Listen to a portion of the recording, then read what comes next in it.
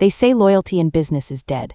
I found that out the hard way when the startup I poured my heart and soul into for 3 years kicked me to the curb 6 months after my app generated their first million. But here's where it gets interesting. The contract I signed when I was young, naive, and desperate for a job contained 5 words that changed everything. 5 words they never thought I'd notice, let alone use against them. Hey there, welcome to Unfazed Tales. If you enjoy stories about corporate karma and sweet, justifiable revenge, hit that subscribe button, smash the like, and let me know in the comments if you've ever been betrayed by someone you trusted with your career. My name is Eliza Chen, and this is the story of how I lost everything I worked for, and then got it all back and more. Growing up in a family of high achievers was both a blessing and a curse. My father, Dr. Richard Chen, is a renowned neurosurgeon whose research is cited in medical textbooks.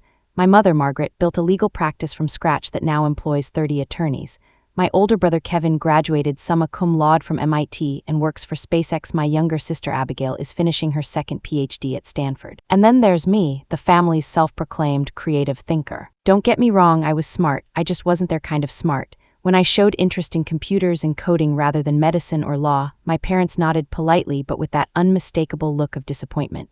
It's just a phase, they told relatives at family gatherings. She'll find her real calling eventually. By real calling, they meant something with prestige, something they could brag about at country club dinners, something that fit the Chen family legacy of excellence. At Thanksgiving dinner during my sophomore year of college, my uncle Bernard, a venture capitalist with the emotional intelligence of a brick, patted my hand and loudly asked if I was still playing with those computer games. Then he turned to Kevin and asked detailed questions about his work on rocket propulsion systems. I stuffed mashed potatoes in my mouth to avoid saying something I'd regret. Later that night, I overheard my mother telling my aunt, "We're just hoping she grows out of this coding phase. There's no future in it for her." No future in coding. In 2018, sometimes I wonder if my mother has ever used a smartphone. Despite the family skepticism, I graduated with honors in computer science and landed a job at a small startup called Nexus Innovations. It wasn't Google or Apple, which my parents made sure to point out repeatedly, but it was a job doing what I love. Nexus had about 20 employees when I joined. The founder and CEO, Marcus Reed, had the charisma and vision that attracts talent and investment. His co-founder and CTO, Daniel Weiss, was the technical genius, or so everyone thought. I was hired as a junior developer, eager to prove myself. "We're building the future of productivity software," Marcus told me during my interview, his eyes wide with excitement. "We want people who can think outside the box." I was so excited to sign my contract that I barely read it. Who does right? I skimmed the salary, modest, benefits decent, and equity options minimal, but it was something. I vaguely remember a dense paragraph about intellectual property that Daniel assured me was standard boilerplate. At 23 years old, with student loans breathing down my neck and eager to prove myself, I signed without a second thought. My first year at Nexus was everything I'd hoped for. We were working on a suite of productivity tools, nothing revolutionary but solid products with growing user bases. I was learning, contributing, and for once in my life, I felt valued for my particular brand of intelligence. Marcus was an inspiring leader who knew how to make everyone feel essential to the company's mission. Daniel was more reserved but would occasionally acknowledge good work with a nod and a "not bad." Coming from him, it felt like high praise. The trouble started during my second year when Nexus hit a plateau. Growth stalled. A major competitor launched a similar product with better features. Investors were getting antsy. During an all-hands meeting, Marcus didn't sugarcoat it. "We need a breakthrough product, or we're looking at serious downsizing by year's end." That night, I couldn't sleep. I kept thinking about how my parents would react if I lost my job. I could already hear my father's voice, "This is why we wanted you to go to medical school." The thought made me physically ill. So I did what I always do when I'm anxious. I coded. I started sketching out an idea I'd been mulling over for months, a cross-platform organizational tool that used a unique algorithm to adapt to users' work patterns. By morning, I had a rough prototype. I showed it to my immediate supervisor, Jenna, who was impressed enough to arrange a meeting with Daniel. I'll never forget the way Daniel's expression changed as I walked him through the demo, from skepticism to curiosity to something I couldn't quite identify. "This is interesting," he said, his voice carefully neutral. "Let me think about how this might fit into our roadmap." 2 weeks passed with no word. Then, during another company meeting, Daniel presented Nexus Flow, a revolutionary new product that would adapt to users' work patterns using proprietary algorithms. My algorithms. The mock-ups he showed were sleeker than my prototype, but the core functionality was identical. When I raised my hand to ask a question, Daniel smoothly called on someone else. After the meeting, I cornered him in the hallway. "That's my project," I said, trying to keep my voice steady. Daniel looked at me with cold eyes. No, Eliza, it's Nexus's project. You developed it while employed here on company time using company resources. Check your contract. He was right about the contract, of course. Standard intellectual property clauses meant anything I created while employed belonged to the company. But I was the one who conceptualized it, who built the initial prototype, who solved the key technical challenges. Don't worry, Daniel added with a smile that didn't reach his eyes. You'll be part of the development team. Part of the team, not the lead, not even acknowledged as the originator. Over the next 6 months, I watched as my idea was developed, refined, and eventually launched. Nexus Flow was an immediate hit. The trade press loved it. Users raved about its intuitive design and adaptability. Venture capital firms that had been cooling on Nexus were suddenly interested again. I should have been thrilled. The company was saved, partly because of me, but I felt hollow. In every press interview, Daniel presented himself as the visionary behind Flow. Marcus enthusiastically backed this narrative. Not once was my name mentioned. My parents, now suddenly interested in my career, sent me links to articles about Nexus Flow. "This sounds amazing," my mother texted.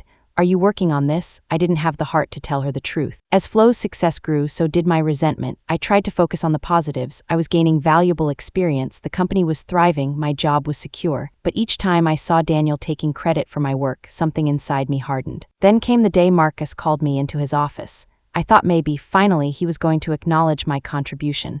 Maybe there would be a promotion, a raise, or at least a thank you. Instead, he slid a document across his desk. "We're restructuring the development team," he said, not quite meeting my eyes. It was a termination notice. I stared at him, unable to process what was happening.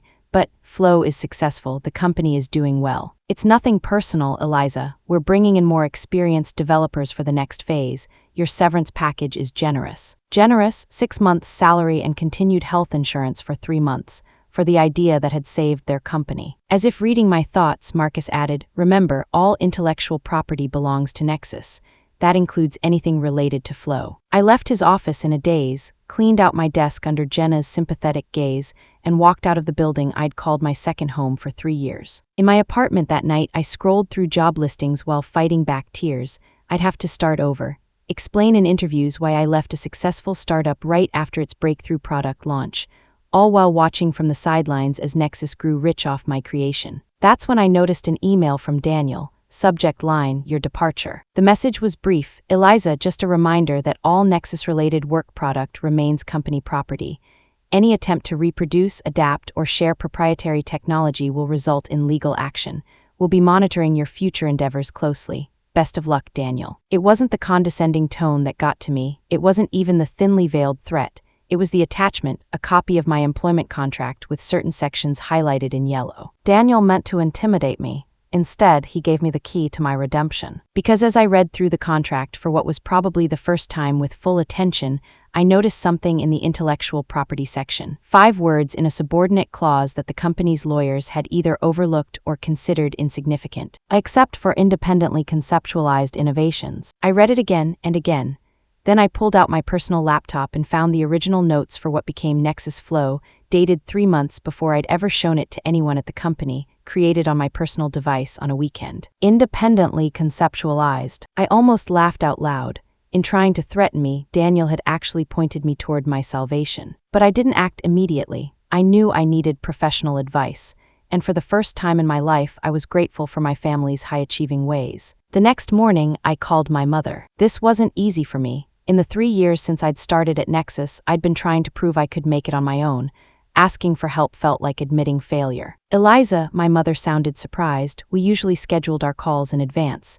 Is everything all right?" "I need a lawyer, Mom, a good one. Someone who specializes in intellectual property and employment law." There was a pause on the line. What happened? I took a deep breath and told her everything. About my idea, how it was appropriated, my termination, and the clause I'd discovered in my contract. To my surprise, she didn't say, "I told you so." She didn't lecture me about reading contracts carefully. Instead, she said, "I'll have someone call you within the hour." 90 minutes later, I was sitting across from Patricia Gonzalez, one of the partners at my mother's firm who specialized in IP law. She reviewed my contract, examined my original notes and prototype, and listened as I recounted the sequence of events. "This is interesting," she said when I finished, using the same word Daniel had when I first showed him my prototype. But unlike Daniel, Patricia's interest was genuine. "That clause is unusual. Most employment contracts have airtight language about IP ownership. So I have a case." "You have something," she said cautiously, But Nexus will fight this. They've built their revival on Flow and they have more resources than you do. What's my best move? Patricia tapped her pen against her legal pad. We start with a letter asserting your rights to the core innovation. We request proper attribution, compensation for your contribution, and ongoing royalties. And if they refuse? She gave me a measured look. Then we're looking at litigation. It could get expensive and drag on for years. I thought about my savings, which would barely last 6 months without income. I can't afford a prolonged legal battle. Let's see how they respond to the letter first, Patricia said. Sometimes these things resolve more quickly than you'd expect. 2 days later, Patricia sent a carefully worded letter to Nexus's legal department. A week passed with no response, then another. I started applying for jobs, going through robotic interviews while my mind remained fixated on Flow. Then Patricia called. They want a meeting. My heart raced. That's good, right? It's something, she said. Just remember, their priority is protecting their interests, not doing right by you. The meeting was scheduled for the following Thursday at Patricia's office. I spent the days leading up to it alternating between hope and anxiety, between rehearsing what I'd say and imagining all the ways Nexus could shut me down. Thursday arrived cold and rainy, fitting weather for what felt like a confrontation out of a movie. I dressed carefully in a charcoal gray suit I'd bought for interviews, trying to project confidence I didn't feel. Marcus and Daniel arrived with 2 people I didn't recognize, presumably their attorneys. Marcus looked uncomfortable, shifting in his seat and avoiding my eyes.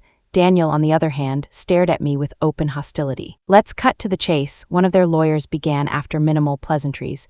Ms. Chen's claims are baseless. The intellectual property in question was developed during her employment using company resources. Patricia smiled thinly. That's not quite accurate. My client conceptualized the core innovation independently prior to sharing it with Nexus. We have dated evidence to support this. Even if that were true, the lawyer continued, the overall implementation, design, and refinement of the product happened under Nexus's direction, using Nexus's resources. We're not disputing that, Patricia replied. We're asserting Ms. Chen's rights to the core algorithm and concept as specifically carved out in her employment agreement. She slid copies of my contract across the table, with the critical clause highlighted. The room fell silent as they read. Then the second lawyer leaned over to whisper something to Marcus, who frowned deeply. Daniel spoke for the first time. This is absurd. That clause is meant to protect personal projects unrelated to company business. The language doesn't specify that limitation, Patricia pointed out. It simply exempts independently conceptualized innovations, which this clearly was. Marcus finally looked at me. What exactly do you want, Eliza? Before I could answer, Daniel cut in. It doesn't matter what she wants. We're not negotiating based on a misinterpreted clause. Nexus Flow is our product, period. I felt heat rising in my face. 3 years of suppressed frustration bubbled to the surface. Flow exists because of me. You know it, I know it, and now our lawyers know it. You were adequately compensated for your work, Daniel snapped. I was fired 6 months after creating the product that saved the company. Marcus at least had the decency to look uncomfortable. Business decisions had to be made, Eliza, nothing personal. It feels pretty personal from where I'm sitting. Patricia touched my arm gently, a silent reminder to stay calm. The next hour devolved into technical arguments and legal posturing. Nexus's attorneys claimed the clause was never intended to cover work related to company products. Patricia countered that the language was clear and binding regardless of intent. Finally, Marcus held up a hand. Let's take a break, maybe we can find a compromise. As Nexus's team stepped out for a consultation, Patricia turned to me. They're concerned, that's good. What kind of compromise should I consider? I asked. That depends on what you want, recognition, money, both. I thought about it, I want what's fair, recognition as the creator. And yes, compensation for what they've earned from my work. When everyone reconvened, Marcus presented their offer. A one-time payment of $100,000 and a consultant credit on the product. No ongoing royalties, no public acknowledgement of my role, and a non-disclosure agreement preventing me from discussing the dispute. I didn't need to look at Patricia to know it was insufficient.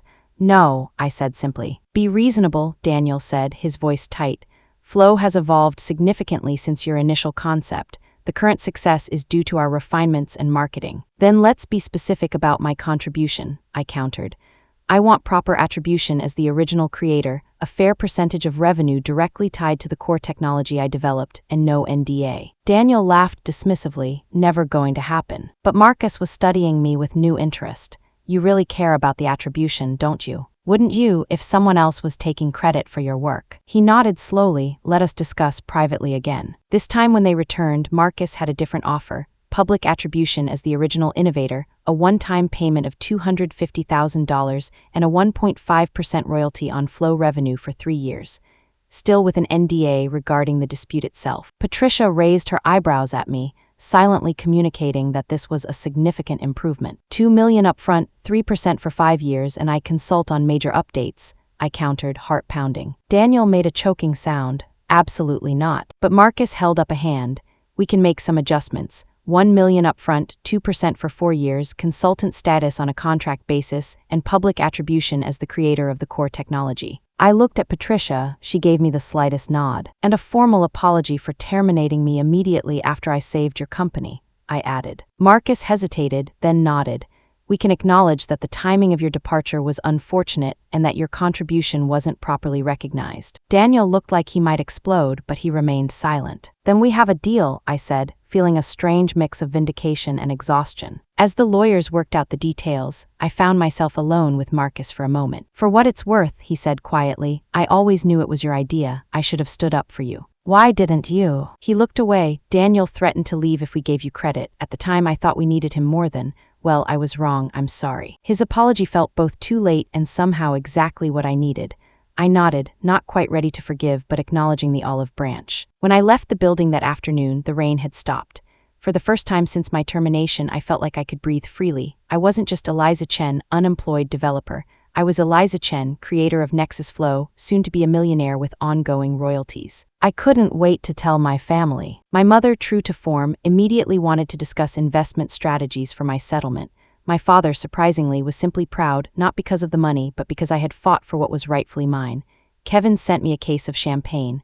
Abigail called from Stanford to say she was using Flow for her research and would now brag to everyone that her sister created it. Even Uncle Bernard, when he heard the news, sent an email that said, maybe there is something to this coding thing after all. But the sweetest moment came 3 weeks later, when Nexus issued a press release announcing an exciting new partnership with Eliza Chen, the original creator of the core technology behind Nexus Flow. Attached was a personal statement from Marcus acknowledging the oversight in not properly crediting my contribution from the beginning. Daniel's name was conspicuously absent from the release. I later heard through former colleagues that he had resigned shortly after our settlement was finalized. Apparently, having to share credit was too much for his ego. The money hit my account a few days after the final paperwork was signed, $1 million, more money than I'd ever imagined having all at once.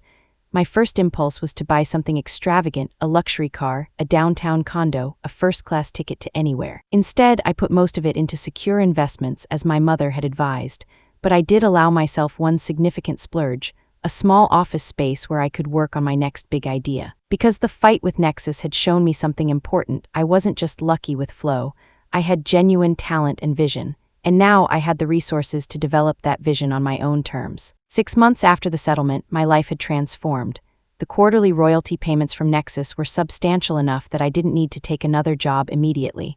Instead, I focused on developing a new platform, something completely different from Flow but addressing another pain point I'd observed in digital productivity. I named it Clarity, and this time I documented everything meticulously. Every brainstorming session, every line of code, every design decision, all time-stamped and securely stored. I also hired my own lawyer to draft airtight contracts for anyone I collaborated with. No one would steal my work again. But the most significant change wasn't in my bank account or my work process, it was in how I saw myself. For years, I'd internalized my family's subtle message that my chosen path was somehow less valuable than medicine or law or rocket science. Now I knew better. My mother noticed the change in me during a family dinner. You carry yourself differently, she observed, studying me over her wine glass. Do I? You're more confident, more centered. I smiled. Having $1 million helps with that. It's not the money, she said, surprising me. Money doesn't create confidence, it often just amplifies what's already there. No, this is something else. She was right, though I hadn't fully articulated it even to myself. The confidence came from vindication, yes, but also from having faced a significant challenge and overcome it. From discovering that I had more strength and resilience than I'd realized. As I was leaving that night, my mother pulled me aside. I owe you an apology, Eliza. For what? For not believing in your path, for suggesting that coding was just a phase. She squeezed my hand. I was wrong and I'm sorry. Coming from Margaret Chen, those words were rarer than diamonds. 3 months later, I officially launched Clarity as a beta product. Without Nexus's resources, I had to start small, a limited release to a carefully selected user group, but the initial feedback was overwhelmingly positive. Then came a surprise email from Jenna, my former supervisor at Nexus. Marcus wants to talk, no strings attached. I agreed to meet him for coffee, curious but cautious. He looked tired, I noticed immediately. Success had apparently come with its own burdens. Nexus is struggling, he admitted after some small talk. Not financially, Flow is still performing exceptionally, but our innovation pipeline has dried up. Daniel's departure left a bigger hole than I anticipated. I'm sorry to hear that, I said, genuinely meaning it despite everything. Nexus had been my home for 3 years and many good people still worked there. Marcus took a sip of his coffee. I've been following your new project. Clarity looks promising. It's early days, but I'm excited about it. What would you think about a partnership? Not an acquisition, you'd maintain ownership and control. But Nexus could provide resources, distribution channels, marketing support. I nearly choked on my latte. You're serious. Completely, we'd structure it properly this time. Full attribution, fair revenue sharing, independence for you to continue development as you see fit. I thought about it. A partnership with Nexus would accelerate Clarity's growth exponentially, but could I trust them again? I'd need guarantees, I said finally. Ironclad legal protection for my intellectual property. Of course, and I want you on the leadership team with real decision-making authority. Why me, after everything that happened? Marcus looked out the window for a moment before answering. Because you were right, about Flow, about your contribution, about how we treated you, and because losing you was the biggest mistake I've made as CEO. His candor was unexpected. I'll think about it, I promised. Over the next few weeks, I consulted with Patricia, with trusted friends in the industry, even with my family.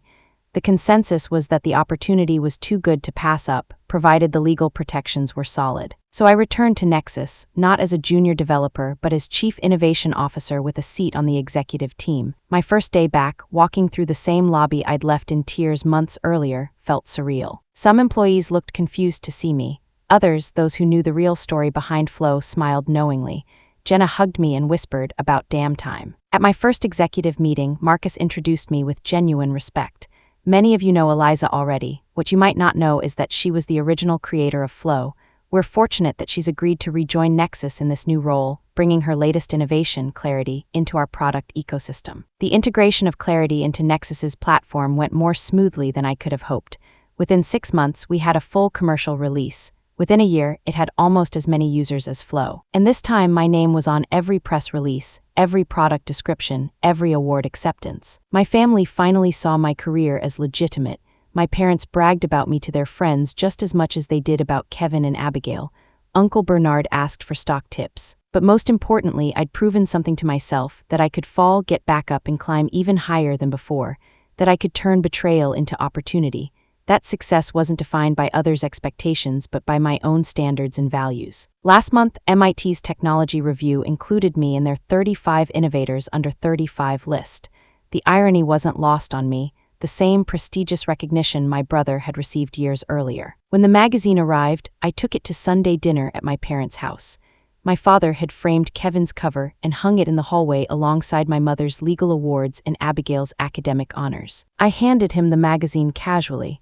You might want to add this to the wall. He opened to the page with my profile, read it silently, then looked up with an expression I'd never seen before, something like wonder mixed with a deep pride. Without a word, he got up, went to his study, and returned with a hammer and nail.